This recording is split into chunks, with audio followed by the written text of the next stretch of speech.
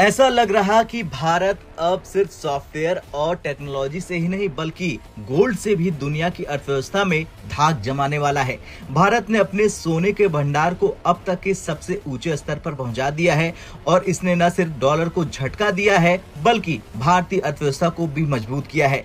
इस वीडियो में हम आपको बताएंगे कि कैसे भारत का गोल्ड रिजर्व रिकॉर्ड स्तर पर पहुंच गया, कैसे ये डॉलर की नींद उड़ा रहा और इससे भारतीय अर्थव्यवस्था को क्या बड़े फायदे हो सकते हैं। चलिए सबसे पहले जानते हैं भारत का सोने का भंडार कहां पहुंचा। दरअसल अब तक आपने डॉलर को ग्लोबल करेंसी के तौर पर देखा था, लेकिन भारत धीरे धीरे डॉलर पर अपनी निर्भरता को कम करने में लगा हुआ है। अब भारत का गोल्ड रिजर्व 71 बिलियन डॉलर के पार पहुंच चुका है, जो अपने आप में एक ऐतिहासिक उपलब्धि है। ये आंकड़ा इतना बड़ा है कि इससे नेपाल, भूटान, श्रीलंका और म्यांमार जैसे कई देशों की पूरी अर्थव्यवस्था खरीदी जा सकती है।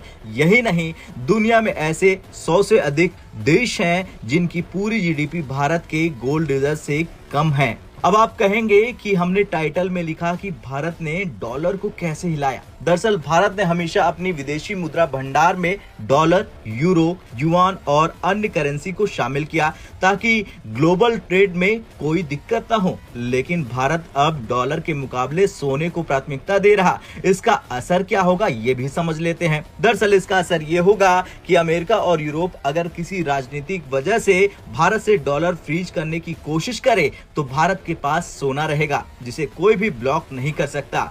और अगर गलती से भी डॉलर की वैल्यू गिरती है तो भारत के खजाने पर इसका असर नहीं पड़ेगा, क्योंकि सोने की कीमतें हमेशा लॉन्ग टर्म में बढ़ती हैं। भारत का सोने का भंडार बढ़ने से भारतीय रुपए की ताकत भी बढ़ जाएगी, क्योंकि ये दिखाएगा कि भारत की अर्थव्यवस्था मजबूत है। अब सवाल ये है कि क्या भारत जापान और ब्रिटेन की राह पर चल पड़ा। दरअसल अगर आप अमेरिका और ब्रिटेन की अर्थव्यवस्था को देखें तो आप पाएंगे कि उनके विदेशी मुद्रा भंडार में सबसे बड़ा हिस्सा सोने का होता है।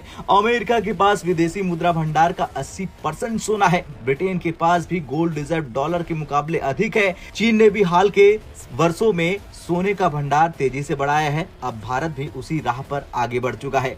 भारत ने सिर्फ 7 से 8 सालों में अपने गोल्ड रिजर्व को दोगुना कर लिया है, जो ये दिखाता है कि भारत अब डॉलर की जगह गोल्ड को अपनी संपत्ति बना रहा। सवाल ये भी बनता है कि डॉलर पर निर्भरता क्यों कम हो रही। दरअसल भारत को यह एहसास हो चुका है कि डॉलर पर ज्यादा निर्भरता खतरनाक हो सकती है। रूस यूक्रेन युद्ध के बाद अमेरिका ने रूस के डॉलर रिजर्व फ्रीज कर दिए थे, जिससे रूस की अर्थव्यवस्था को बड़ा झटका लगा था। अगर अमेरिका कभी भारत के साथ ऐसा करने की कोशिश करता है तो भारत को कोई नुकसान न हो, इसलिए सोने का भंडार बढ़ाया जा रहा।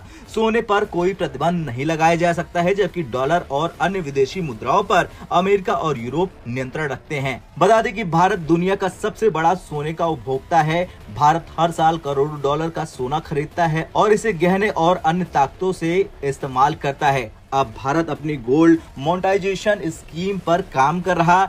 इस स्कीम से भारत अपने सोने को बैंक में जमा करवाकर उसे अर्थव्यवस्था में इस्तेमाल करेगा। इससे भारत की जीडीपी को जबरदस्त बूस्ट मिलेगा।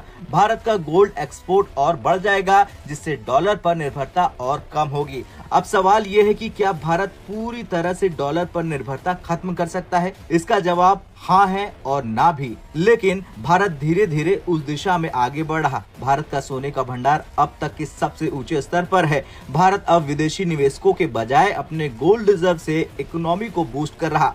डॉलर के मुकाबले सोने की कीमत बढ़ने से भारत का खजाना और मजबूत हो जाएगा। अगर भारत इसी तरह से गोल्ड रिजर्व बढ़ाता है तो अगले 5 से 10 सालों में भारत डॉलर की जगह सोने को अपनी सबसे बड़ी आर्थिक ताकत बना सकता है। खैर कुछ भी हो, भारत का गोल्ड रिजर्व 71 बिलियन डॉलर के पार पहुंच चुका है और ये आखिरी नहीं है, बल्कि ये सिर्फ शुरुआत है।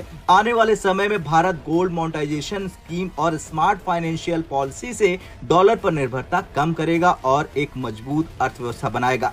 अब आपको क्या लगता है, क्या भारत डॉलर की जगह सोने को अपनी फाइनेंशियल इंजन बना सकता है? हाँ या ना में कमेंट कर जरूर बताएं।